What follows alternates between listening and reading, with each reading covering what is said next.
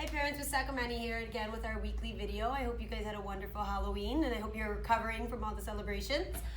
This week was with Halloween, a bit of a quick week and a fun week, so there's not too much to report on, but I want to stay consistent with these videos. So this week we looked at Halloween books, we looked at Give Me Back My Bones, which was a fun read, and it was about the skeleton finding all the bones in his body, so it was kind of cool because we got to look at all the different bones in our bodies, and we talked about it, and I showed the kids where they're located. So at the end of the day, these are all the bones that we learned about, and we talked about how important it is to keep our bones safe and healthy. And then we looked at a fun book called Pumpkin Town, which had a lot of great who, what, where, when, why questions in it. We took a look at Happy Halloween Little Critter, which is just a quick book that we read yesterday and on Wednesday with the afternoon kids. And then we looked at today, Be Who You Are. Now the reason for choosing this book, Be Who You Are, is because as I've said already in the other videos, next week we are looking at ourselves, what makes us unique, what makes us special. We'll talk about how important it is to be different, and then we're gonna do a lot of projects around ourselves and who we are. So this was all about being who you are, being happy with who you have in your life, what you have in your life. So we're going to continue with this for the next probably 2-3 weeks. Some of the things we did this week, we looked at letter G. We looked at uppercase and lowercase letter G as always, and the sound it makes, which is G. Now I did touch on a little bit with the kids that G does have another sound, which is J, like giraffe. It's something that will require lots of repetition because it is a lot for their little minds to take in, that there's all these letters and they all make different sounds, and some of them have 2 sounds, some of them 3, some have 1. So it's something that we really need to work on together at school and at home, so the kids are getting the same message with the letters and that consistency and repetition. Now with uppercase G, I'll just bring you to the smartboard to show you how we formed it, so you are using the same language at home.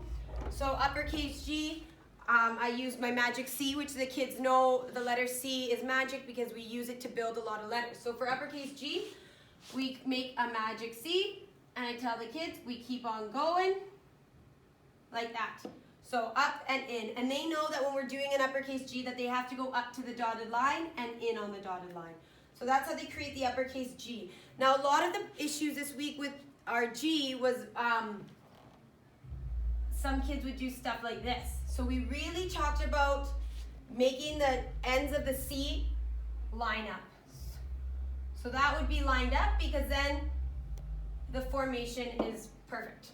And the same thing for lowercase g. We use a magic C and we close it with a monkey's tail. And I really stress the importance of going straight down with our tails and curving up.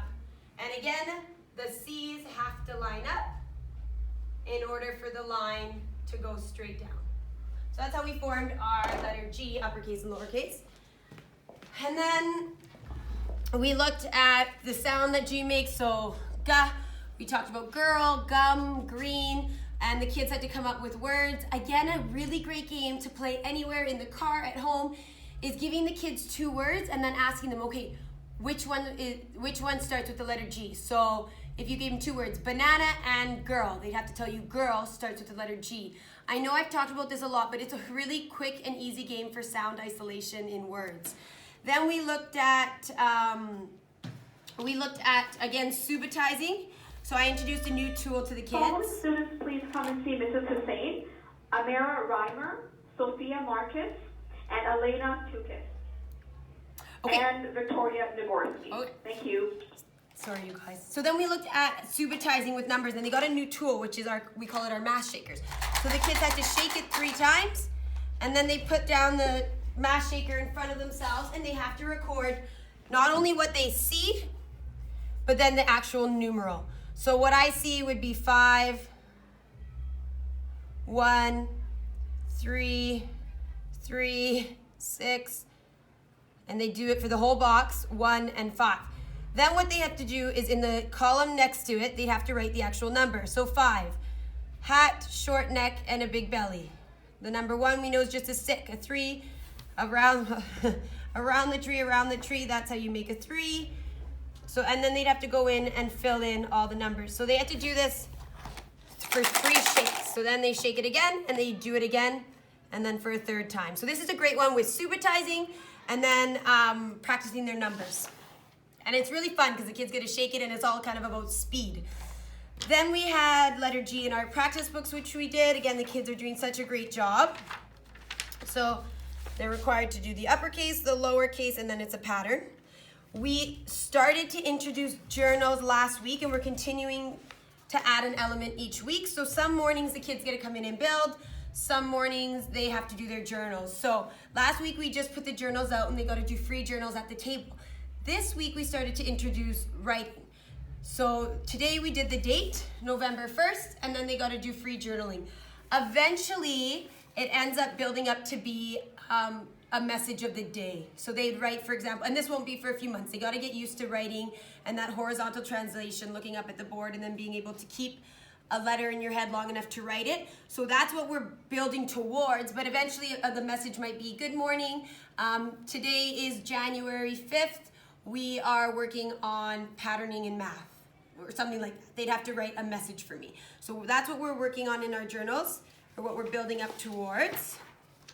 And then also, super important, parents, is the kids are learning how to use a journal, understanding that there's a right way of putting the book, so not upside down, that we have a front cover, and that we don't skip pages, that it's very important that we use up all our pages, front and back. So that's not an easy concept for children. And then we looked at, for Halloween, we did lots of fun stuff this week. We did guided Frankenstraw drawings. So these were fun. Again, following instructions, basic shapes, coloring. So my expectations with the coloring is that there's no white spots, that we stay in our lines. And then I always tell the kids, there's a time and a place for silly and fun coloring, and then there's a time and a place where we actually want to color things the way that they are in life. Both are great, but there's a time and place for both. Then on Halloween, we had all fun centers. The kids did masks, Day of the Dead masks. I had cat masks, pumpkin masks, Frankenstein masks as well. We did numbers, roll and cover numbers. We did tic-tac-toe, which was a lot of fun, Halloween bingo.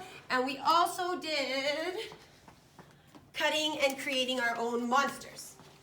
So the kids had different shapes, and they could create whatever monsters that they wanted. So lots of fun stuff that we did this week. Next week, we're looking into ourselves. Lots of talk about Remembrance Day. That's a very important holiday for me. So I put a lot of emphasis in my program on it. We're looking at the letter H. And lastly, parents, we're going to continue.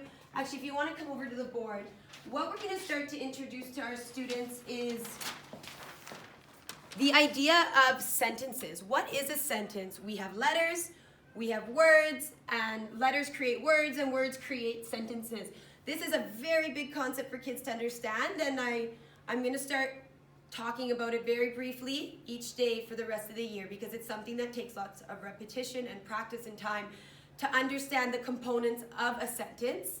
How do we begin it with a capital? How do we end it with a period? We leave finger spaces between our words. So this is also something that we talked about and looked at this week. So I hope you guys have a wonderful weekend. Stay warm, and we'll see you next week.